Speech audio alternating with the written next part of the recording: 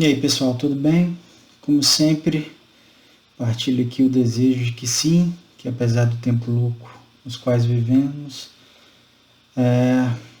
as coisas estejam bem, né? Nesse fim tumultuado, de semestre tumultuado, venho aqui mais uma vez, assincronamente, conversar com vocês a respeito das questões relativas à nossa disciplina, leitura e produção de texto, com discussões voltadas para o letramento acadêmico.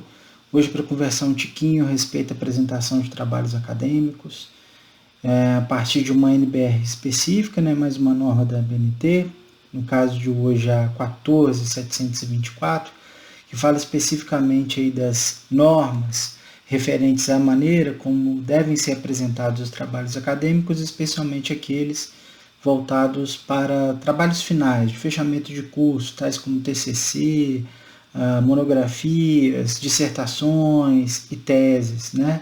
Mas serve também em grande medida para indicar aí os caminhos possíveis para os trabalhos que nós confeccionamos para as disciplinas, né, para os relatórios, etc.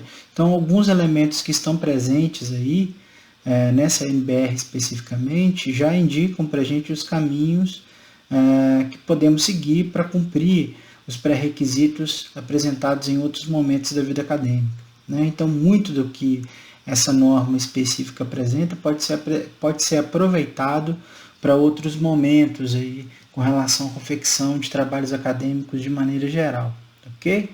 Então, a gente vai discutir um pouquinho o que essa NBR coloca para a gente, né? A 14.724, ela apresenta aí, portanto, como eu já mencionei, as normas específicas para elaboração de trabalhos acadêmicos, tais como TCC, dissertações, tese, e dentre outros documentos possíveis nesse sentido. Não obstante, essa norma também pode aplicar, né, pode ser aplicada aos trabalhos acadêmicos similares intra ou extra classe, ou seja, aqueles que são os mais comuns dentro do universo acadêmico, os trabalhos finais das disciplinas, né? Aquilo que vocês vão desenvolver efetivamente dentro da sociabilidade acadêmica deste início, né, de vida acadêmica até o fim, até o último semestre, coroado aí com a defesa de um trabalho de conclusão de curso.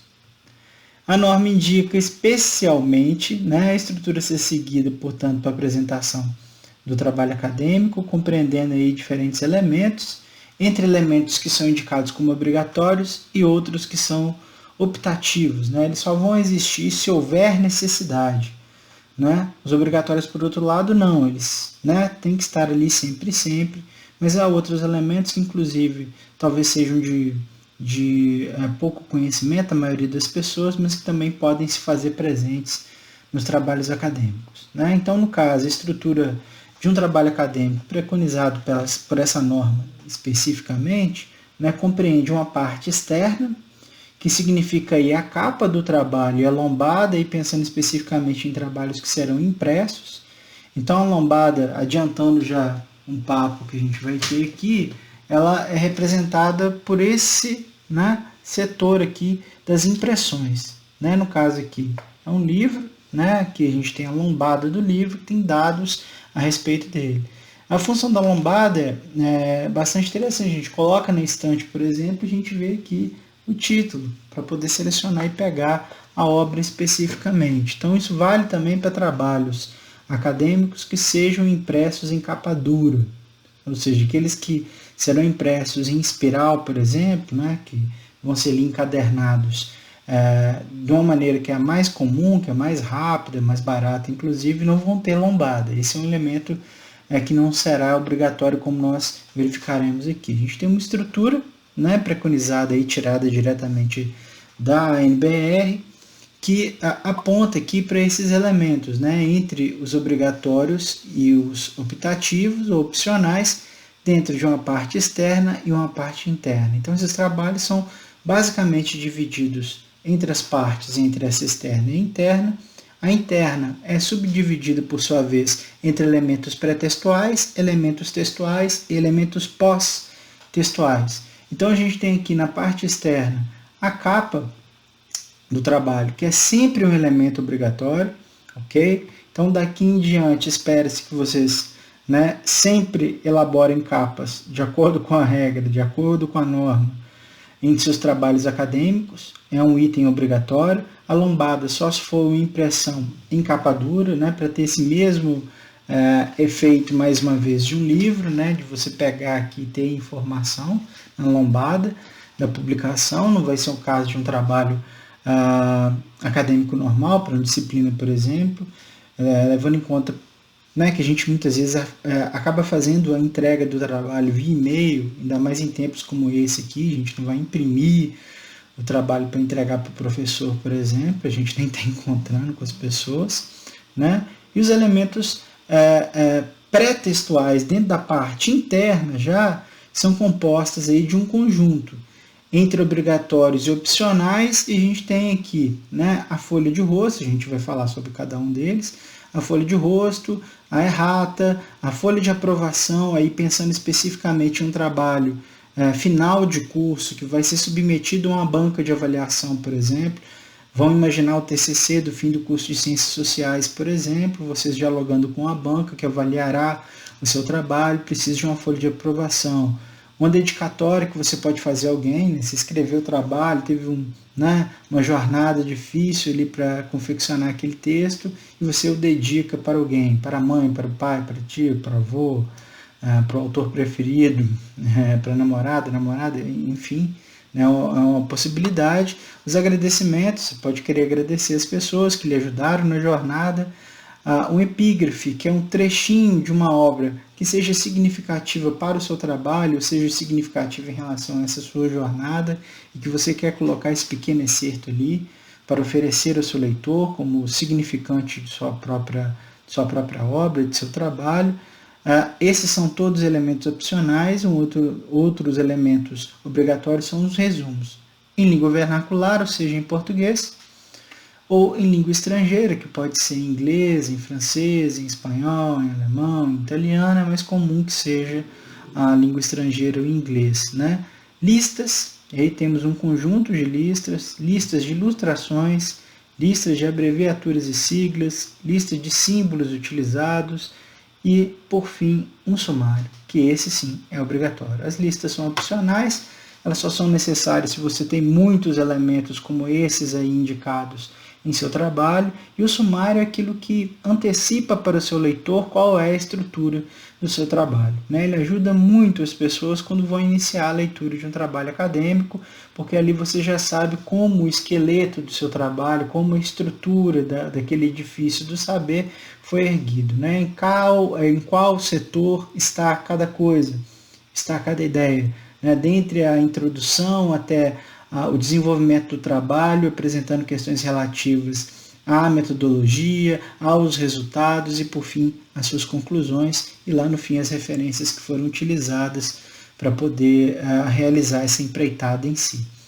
Como elementos que são pós-textuais, aliás, elementos textuais, já estava partindo lá para o fim. Os elementos textuais são aí apresentados como parte da introdução, o desenvolvimento do trabalho e a conclusão dele. Ok? Então, é como se fosse o recheio, de fato, a essência do trabalho, a alma do trabalho é essa parte que a gente chama de elementos textuais, sendo que o setor tido como mais importante ou relevante nesse sentido é o chamado de desenvolvimento, que é onde se apresentam aí, de fato, as análises a respeito do tema que foi escolhido para ser efetivamente estudado.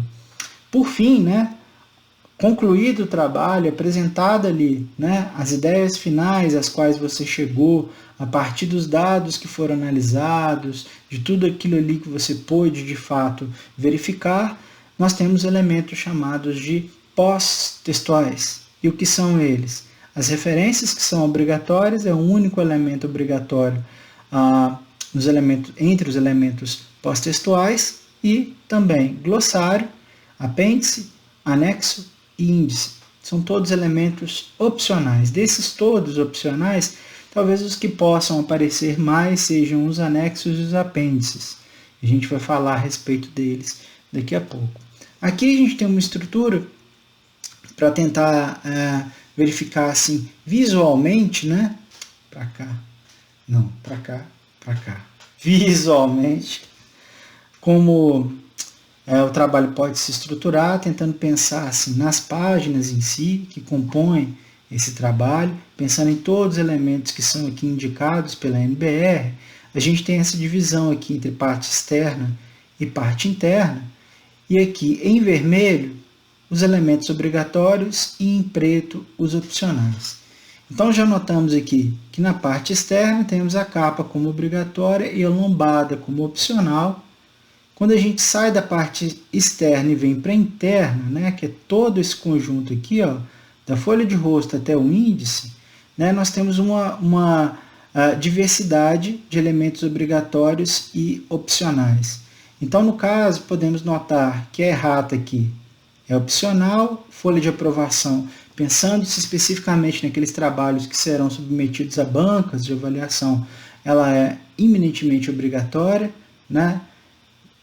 Dedicatória, agradecimentos, epígrafe, resumo em português e língua estrangeira, que são obrigatórios, as listas, o sumário do trabalho é obrigatório, se precisa informar para seu leitor como você estruturou seu trabalho para facilitar a leitura dele.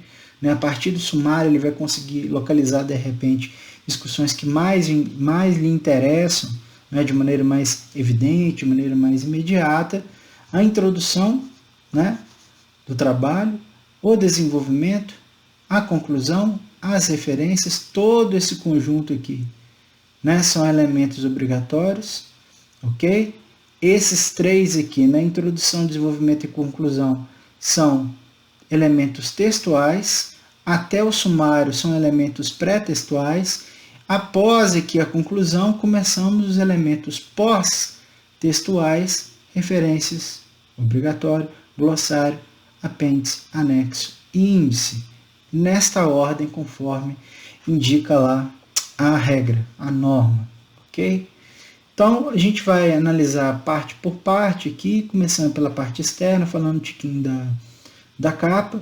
A capa, portanto, é um elemento de apresentação obrigatório, né? Ela deve conter informações tais como o nome da instituição, que é opcional, pode aparecer ou não, mas é muito comum que apareça, né? Que seja identificado, evidentemente, qual é a instituição a qual aquele trabalho foi oferecido. O nome do autor, né? A autoria é algo indispensável, como a gente já conversou outras vezes. O título do trabalho, né, que deve ser claro, preciso, identificando aí o que é de fato o seu conteúdo. Dá um sinal para o leitor sobre o que você de fato está falando, né? Você vai possibilitar que ele consiga ali captar pelo título já o que pode ser a sua mensagem, né? O subtítulo, se ele existir, né, deve ser precedido de 2 pontos, evidenciando a subordinação ao título, ele complementa o título principal do trabalho. O número do volume, isso aí, caso exista, né, caso o trabalho seja, por exemplo, dividido em volumes, tem volume 1, volume 2, volume 3, etc., né, você deve indicar a que volume aquela obra especificamente se refere. O local, né, a cidade onde o trabalho foi apresentado ou será apresentado, né, por exemplo, unidade de Barbacena vai ser Barbacena, é o nome da cidade. E o ano, né, de defesa, o ano de depósito desse trabalho. Né, em que ano ele foi produzido e foi apresentado para avaliação. Então temos aqui um primeiro exemplo, né?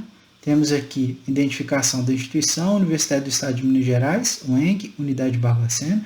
Apresentamos, portanto, a instituição. Vemos aqui um espaço para o nome do autor, nome responsável, do responsável pelo trabalho, o título do trabalho e a cidade e o ano de produção desse estudo. A gente tem a lombada, como já dito, é um elemento opcional, né? Mais das vezes, apenas aqueles trabalhos que têm como pré-requisito final, né, para entrega de uma versão definitiva, a impressão em capa dura, que acontece geralmente para os cursos de pós-graduação estrito sensu, mestrado, doutorado, né? A gente não vai ter muita presença desse elemento durante a graduação, nem para o próprio TCC muitas vezes. Então a lombada é um elemento opcional, geralmente presente apenas quando a obra tem encadernação em capa dura, como eu já falei. A lombada deve obedecer a normas contidas em outra NBR, que é a 12225, contendo os seguintes elementos. Então aí, nome do autor impresso de forma longitudinal e legível do alto ao pé da lombada, e essa forma possibilita assim, a leitura quando o trabalho está no sentido horizontal, né, com a face voltada para cima. O título do trabalho deve ser impresso da mesma forma que o nome do autor. Elementos alfanuméricos de identificação, por exemplo, qual volume, né, volume 1, volume 2, volume 3, são questões que devem aparecer ali. Saindo da parte externa, já entramos na parte interna do trabalho, e ali a gente tem elementos que são, né, importantíssimos para entender. A gente começa com um elemento que é obrigatório, no caso de trabalhos que serão, mais uma vez, postos à avaliação, que é a chamada folha de rosto, principalmente aqueles que vão passar por bancas de avaliação. Então, a folha de rosto é um elemento obrigatório, né? Ele faz parte dos elementos chamados de pré-textuais. Ele deve ser inserido no anverso, ou seja, na página da frente, não no verso, ok?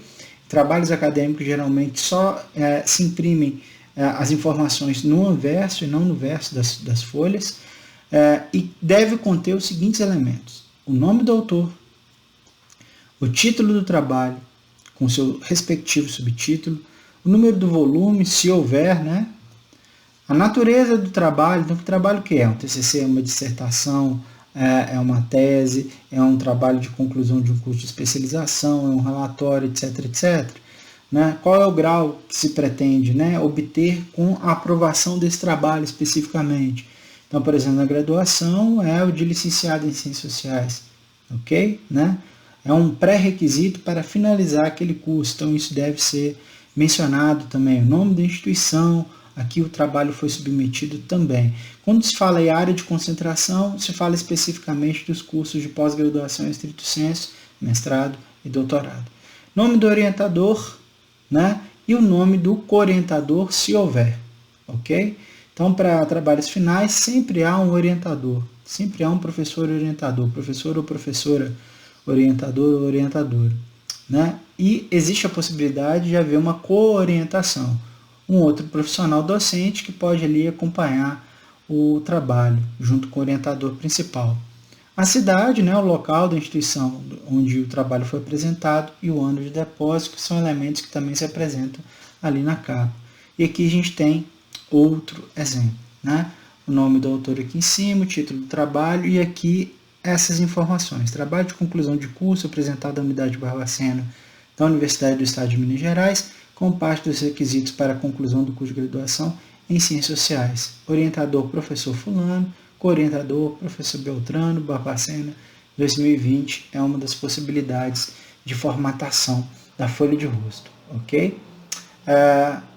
No verso desse tipo de trabalho, é comum que seja colocado a ficha catalográfica, da mesma maneira que existe nos livros. Para catalogação nas bibliotecas das universidades é necessário que haja ali a presença dessa ficha catalográfica, e existem normas específicas para isso. Geralmente as fichas são construídas a partir das informações com as quais lidam cada biblioteca, né, especificamente. Estou até pegando esse livrinho aqui do Marx para ver a fichinha catalográfica dele, mas nem tem aqui. Eu já falei a respeito dela, é uma raridade. Em outros momentos, deixa eu ver se vai aparecer aqui para vocês, ao menos a sombra, é uma ficha parecida com essa, a gente vai ver um exemplo aqui, né? A lógica é muito parecida com essa que está presente nos livros, né? Nesse tipo de publicação, mas vai ficar assim. Então, peguei aqui a ficha catalográfica da minha tese de doutorado, foi defendida em 2013 lá na UF.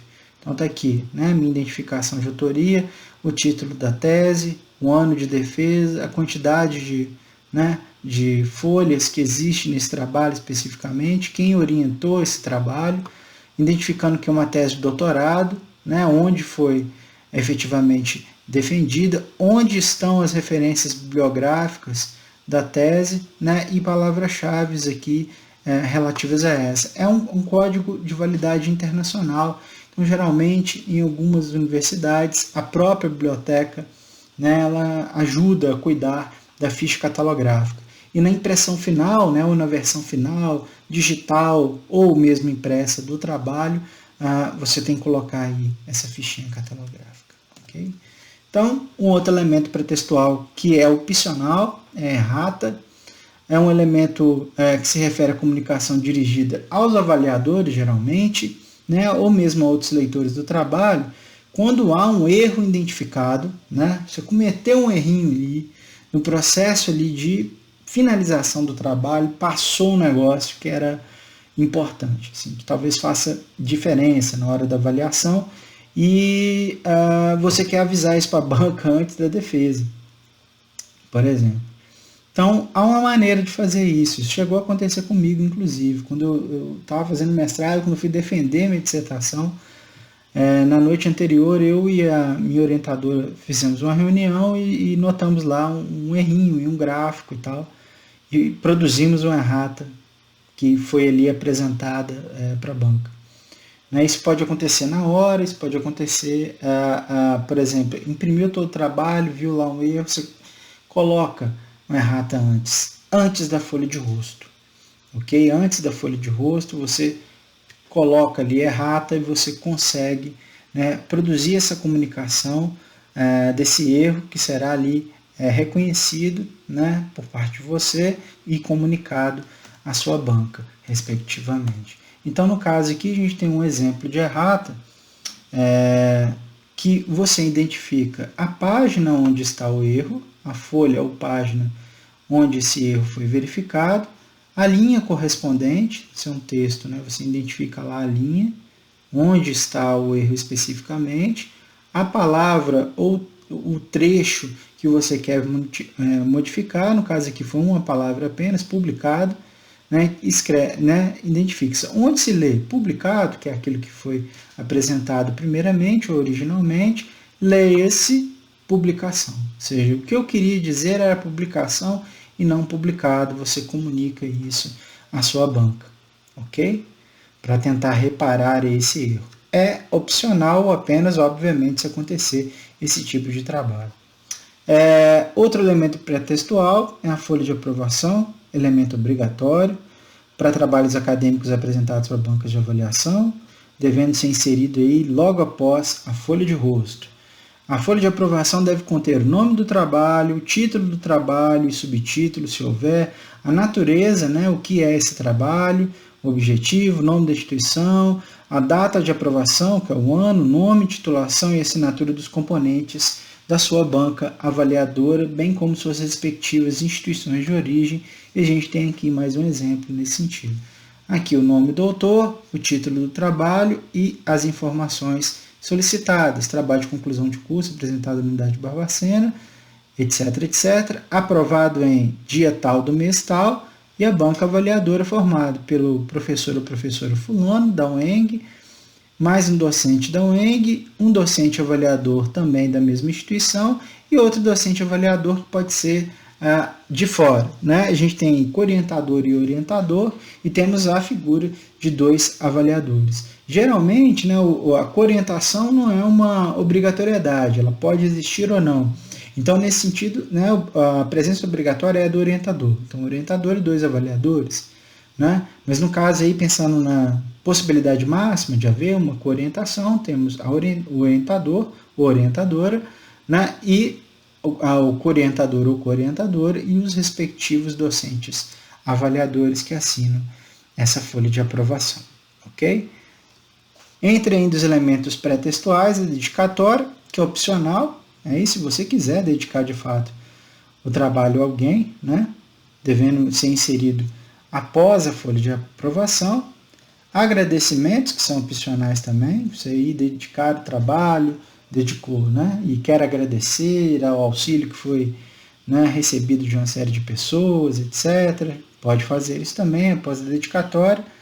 A epígrafe, que é um elemento que também vai aparecer se você quiser, né, que é a apresentação de uma citação direta, geralmente curta, seguida aí de uma devida identificação de autoria, né, que habitualmente pode ser relacionada ao trabalho, à temática do trabalho, mas também pode se referir a algo que signifique importância para você em termos do processo de finalização daquele trabalho.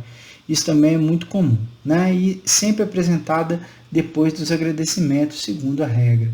Então, a gente tem um exemplo aqui, né? Uma pequena citação de uma obra do Jean-Paul Sartre, do livro A Náusea, né? Que é um romance existencialista.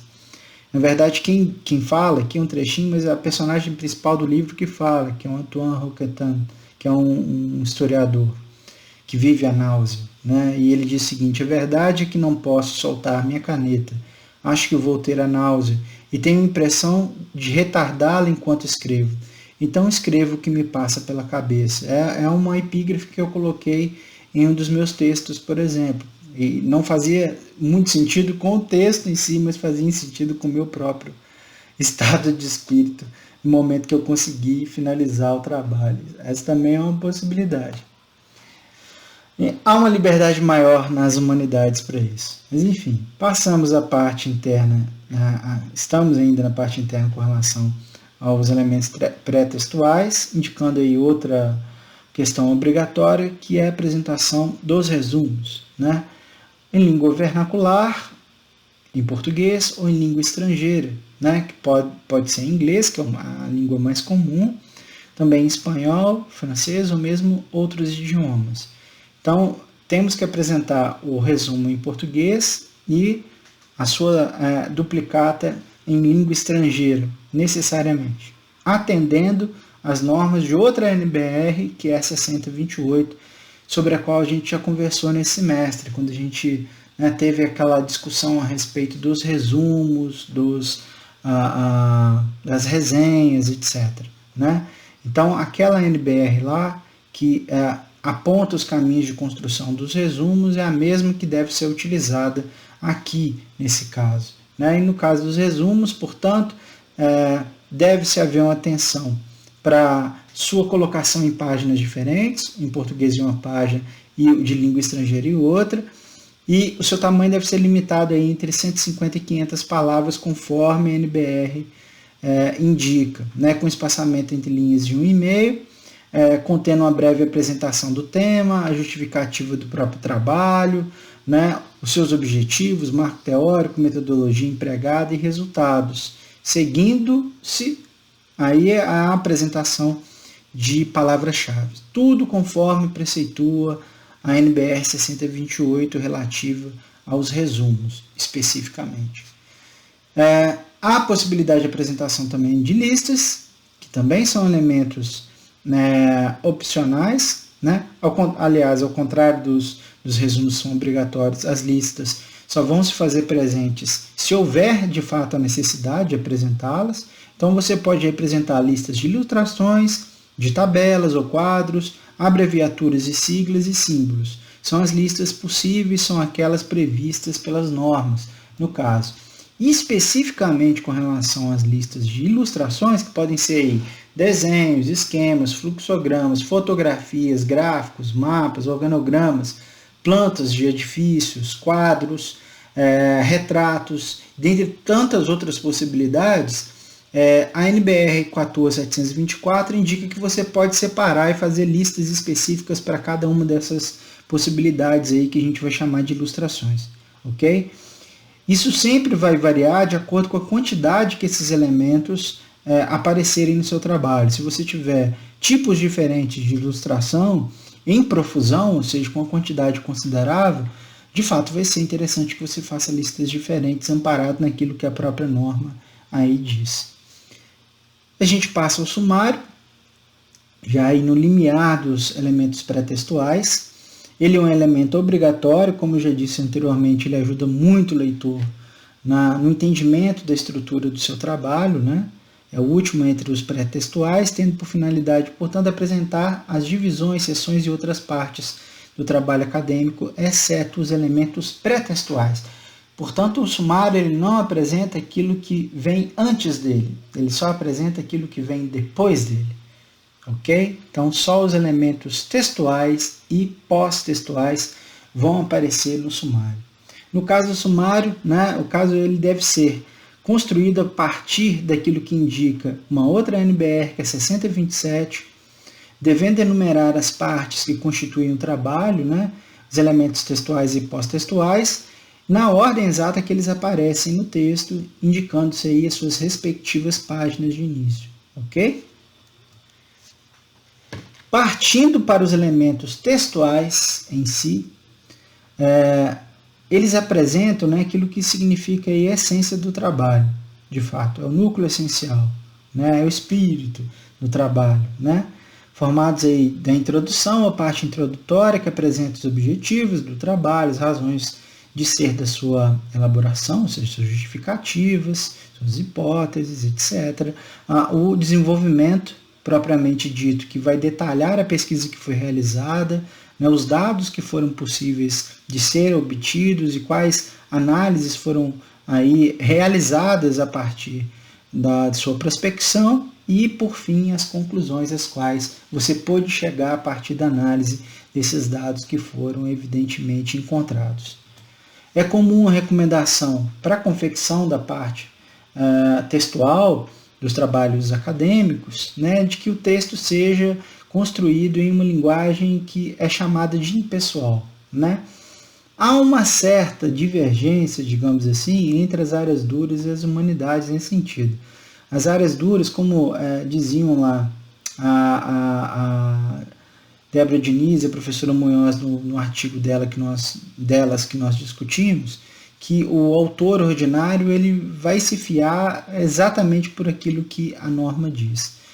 Muitas vezes nas humanidades, no entanto, é possível se encontrar autores que ultrapassam essa linha limite do autor ordinário e tenham, por exemplo, estilo próprio, ok?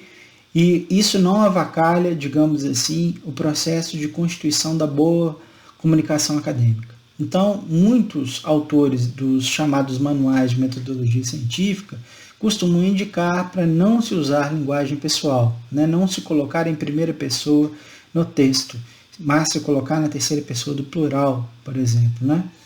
E fazem indicações, por exemplo, inclusive dos tempos verbais, né? Dos modos e tempos verbais que devem ser utilizados nesse sentido.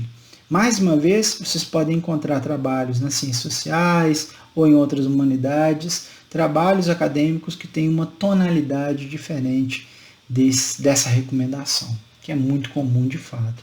Então, Prodanov, e o Freitas, eles tecem algumas recomendações nesse sentido. Por exemplo, qual que é o modo a ser utilizado, o modo indicativo. Então, para a introdução e para a conclusão do trabalho, você vai usar esse indicativo no tempo presente, então vai usar verbos tais como pesquisa-se, analisa-se, verifica-se, apresenta-se.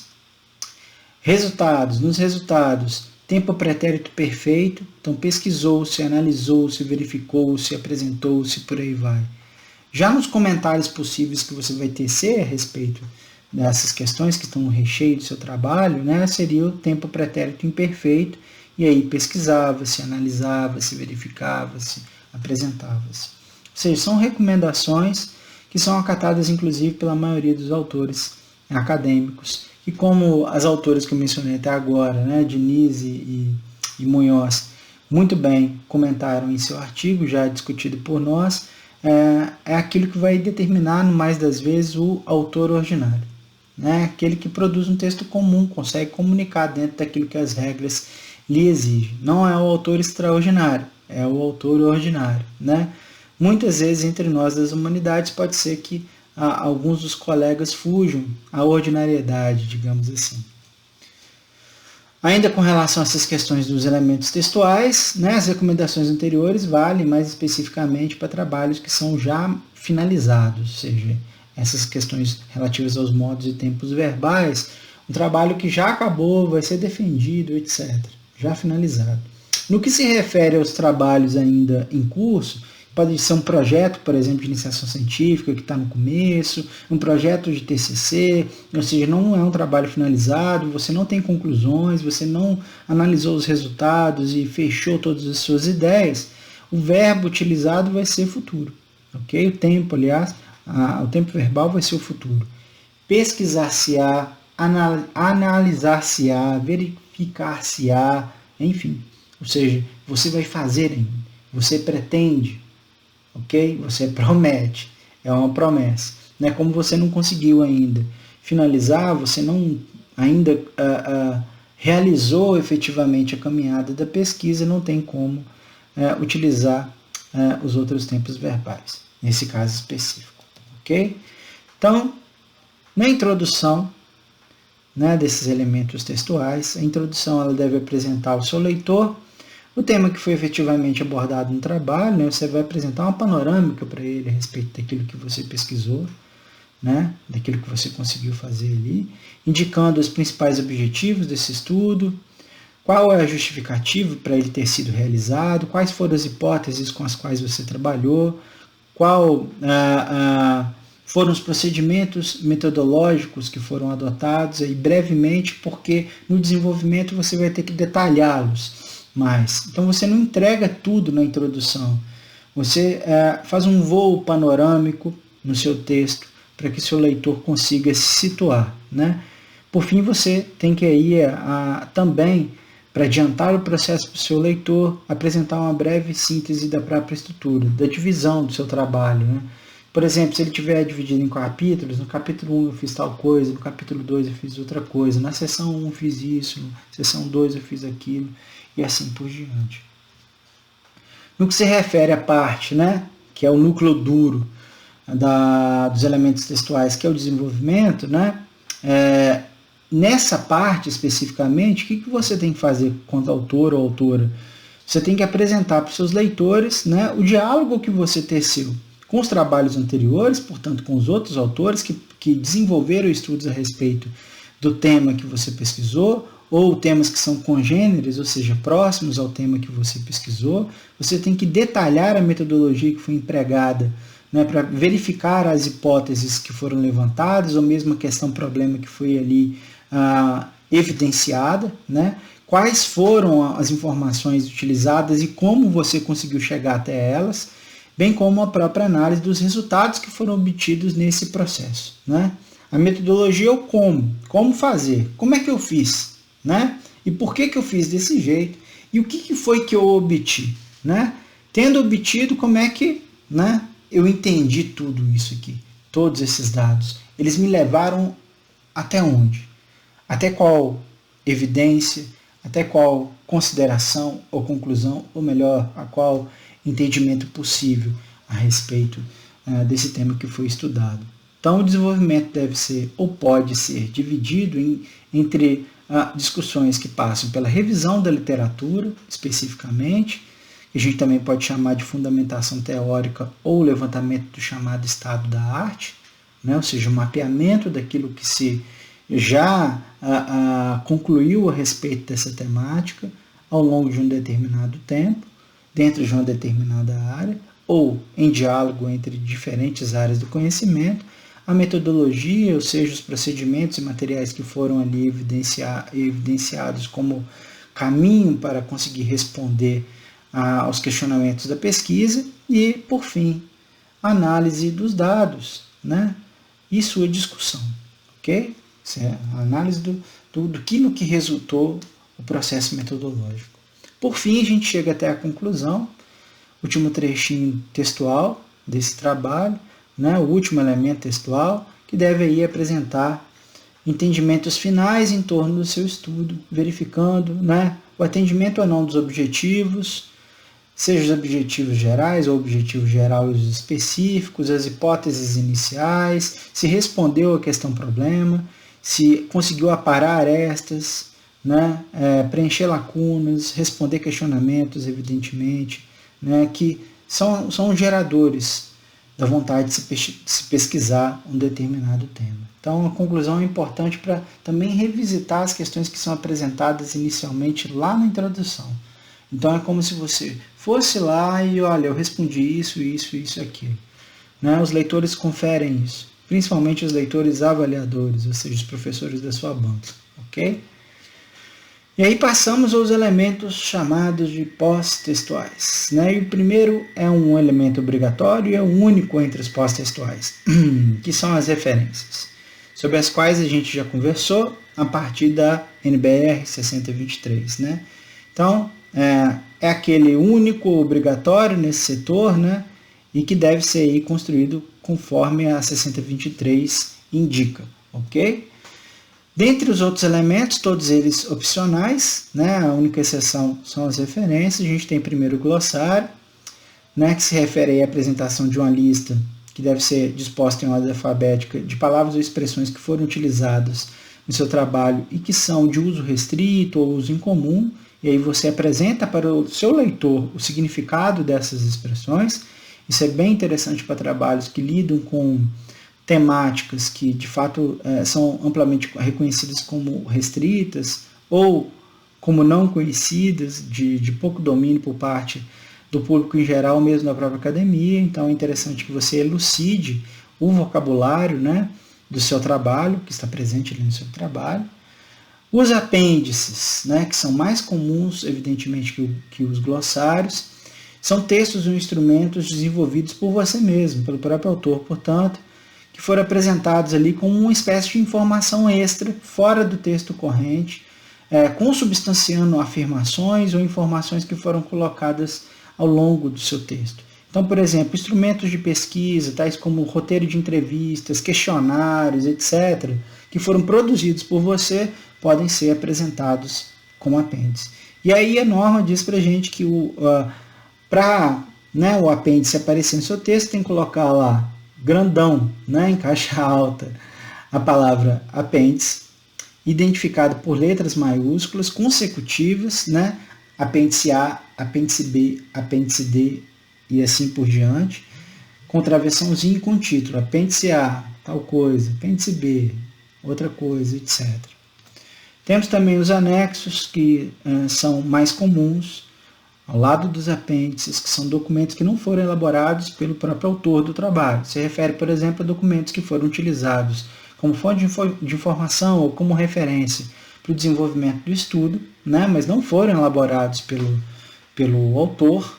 Pode ser um documento oficial, pode ser um texto publicado em algum lugar que você quer apresentar inteiro o teor ou um fragmento para o seu leitor, para consubstanciar também as informações e argumentos que são apresentados ao longo do texto. Para dar força para o seu argumento, para dar força para o seu próprio texto, para o seu trabalho, você apresenta aquela informação adicional. Então, por exemplo, em alguns trabalhos eu lidei com documentos eclesiásticos, e aí eu coloquei como anexo, né, esses documentos para que o leitor pudesse ter acesso direto. Ainda mais levando em consideração que são documentos de dificílimo acesso. Então, a pessoa ter acesso, ela vai ter que consultar um jornal, né, em um espaço específico, né, numa hemeroteca específica, num arquivo específico, ou mesmo um documento eclesiástico que está, por exemplo, no arquivo da Cúria Metropolitana da Arquidiocese de Mariana.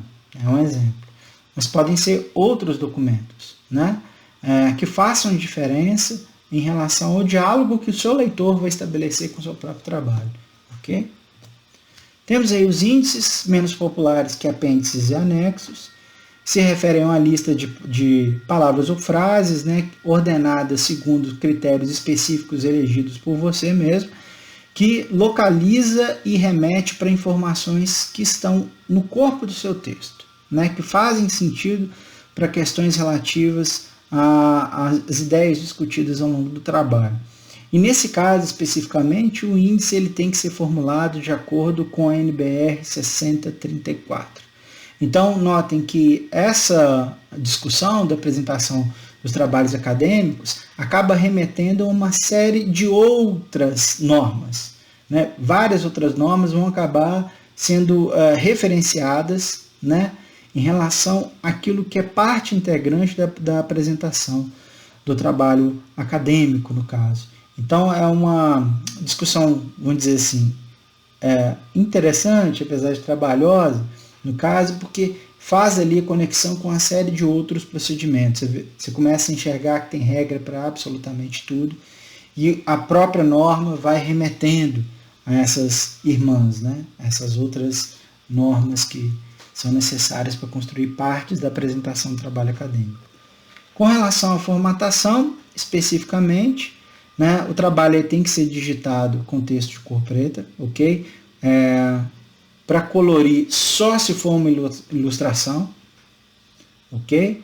Ele tem que ser digitado em um papel de tamanho A4, as margens esquerda e superior tem que ser de 3 centímetros, direita e inferior de 2 centímetros, a fonte tem que ser tamanho 12 para todo o texto, indica-se inclusive para a capa.